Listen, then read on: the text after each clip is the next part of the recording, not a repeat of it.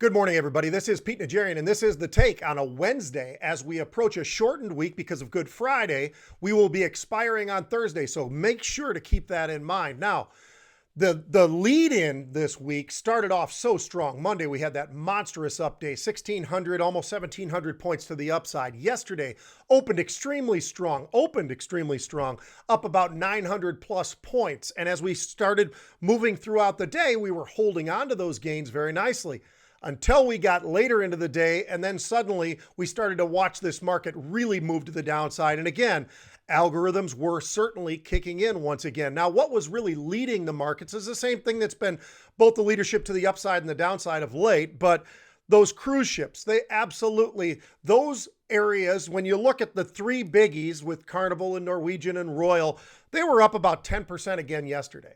Well, the casinos up 4 to 7% yesterday. Now, this was all very early in the trading session, and then suddenly we started to see this turn. And where did the turn look like it started, for me at least, was absolutely with oil. Now, when you look at the price of oil yesterday, the rapid pullback started just after we got past noon. We were looking at oil trading about 26.5 per barrel, pulled back rapidly to 24, and we actually got as low as 23.5. Those are big moves. Those are gigantic moves in the commodities market, especially when we're talking about the price of oil and that kind of movement, which has been extremely volatile of late. Absolutely. Now, just to give you a little idea of how big this move was as we pulled back, and as we did pull back, the S&P, that was up 90 plus points. When you look at the Dow, we were up 900 plus points, and we actually finished all the way back in negative territory. It was the NASDAQ that was really leading that to the downside. But just to give you a little perspective, I looked at Boeing at one point. I think it hit as high as 164, closed around 141. Look at Gilead, got up near 78, and that's been a name that's been all over the place. We've seen it, unusual option activity. We've seen the stock making great moves to the upside off of some lower levels. It was 78 plus yesterday, got all the way back down towards 74.5. So it gives you some sense. And you look at the Biotech index itself, the XBI was down close to 2%, closed near the lows of the day yesterday. So it really did give you a sense of what was going on during the day, and that powerful move to the downside that really started, as I say, as oil started to turn and roll over, that seemed to be a trigger to help the markets really push to the downside as well.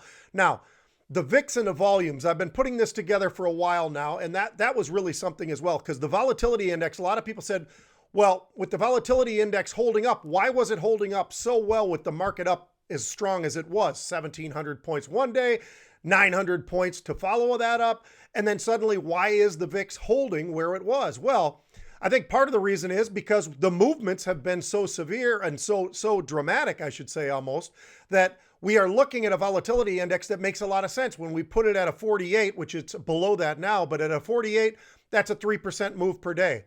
Well, Monday's move was well over that, and yesterday's move started off very strong, and then that move to the downside. You can understand why the volatility kind of hanging in there a little bit and trading in the mid-40s right now. So it makes a lot of sense. Now, on volumes, that's been something that's really interesting because we started to see a little bit of recovery yesterday. When we go back and you look at the year-to-date's averaging around 28 million per day, that says a lot, but the previous couple of sessions, we really did see some pullback. We were averaging in the previous 4 sessions about 24.5 million.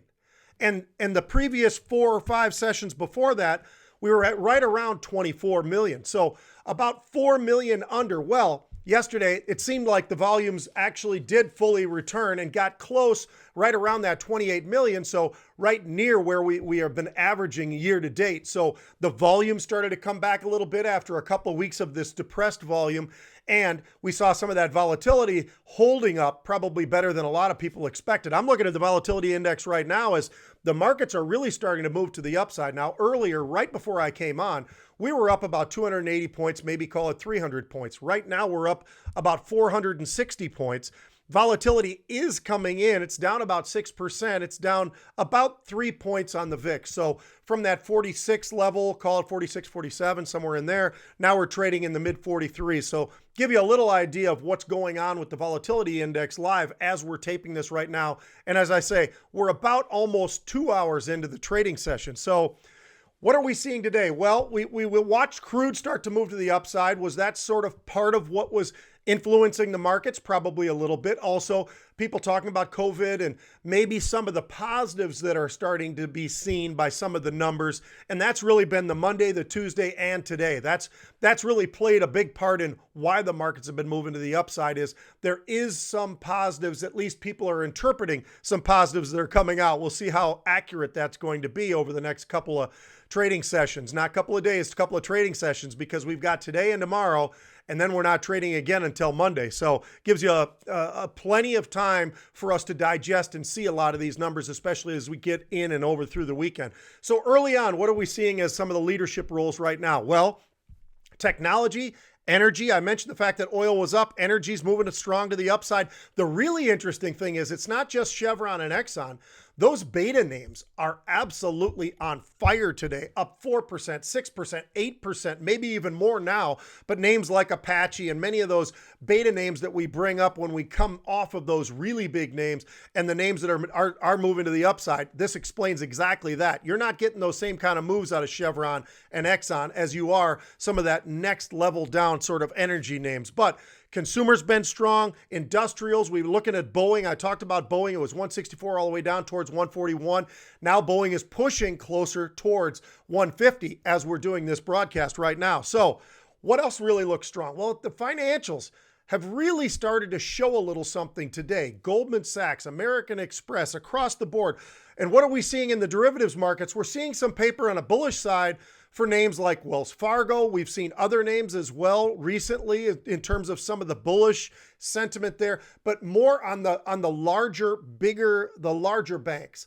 And still on the downside, we are still seeing some bearish activity out there for the KRE, some of these regional bank indexes. So a little bit of a difference in terms of the tone right now, or expectations right now, if you separate those banks out just a little bit.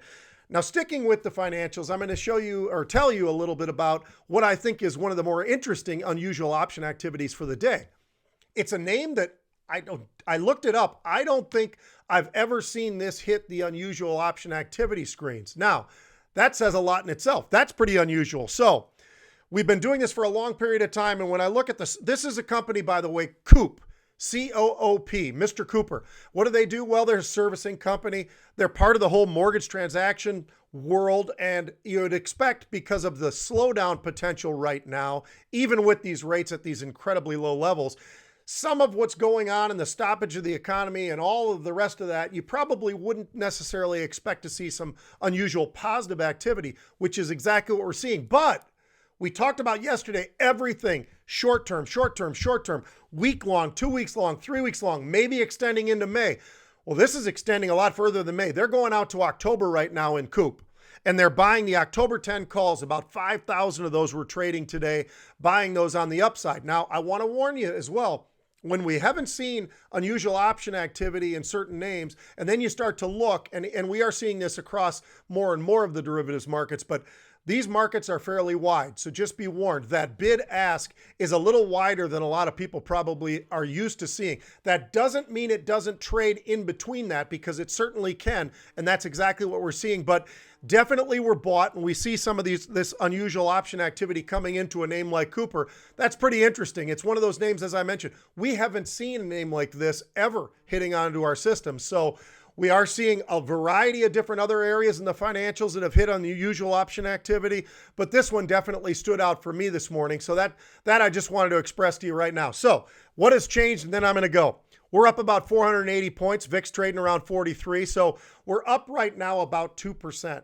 So where should, if you went to a total real and it just happened like that, volatility, the VIX would be trading around 32. But that's just for today so far. And I will say this is one of the tightest. We've been talking about the contraction of the moves, and it's been coming in and narrowing a little bit. Now, certainly Monday, that huge move to the upside, that wasn't any narrowing at all. And yesterday, that move up 900, but then finishing just down a little bit. If you went close to close, that would say, well, yeah, it was pretty tight. Actually, we all know that was not that tight. You were all the way up 900 and then pulled all the way back. So we'll see, and that's part of the reason why you're seeing some of that volatility still holding up, although the VIX is down almost 7% right now. So that explains a little bit. There is emotion, and it's a bit of a lagger and sometimes a predictor as well, but we've got to take into account exactly the kind of movements that we've seen. So we've seen volatility start to come back down, but we've also seen some of those volumes start to come back up. Yesterday, 28 million. Will we see more of that as we've got this shortened week? We'll have to wait and see. This is Pete Najarian. This is the Market Rebellion. I got to tell you, today it started at theminnesotan.com. They've got it on their website. You can go to that, theminnesotan.com. Here's take hats. You've got all kinds of other great stuff out there. The guys are so excited over there. They're going to have shirts and stuff soon. Here's the Giddy Up Bull. They got all kinds of great stuff. It's really a lot of fun. These guys are great people, and some of that percentage-wise is going to charity as well. Folks, have a great day of trading.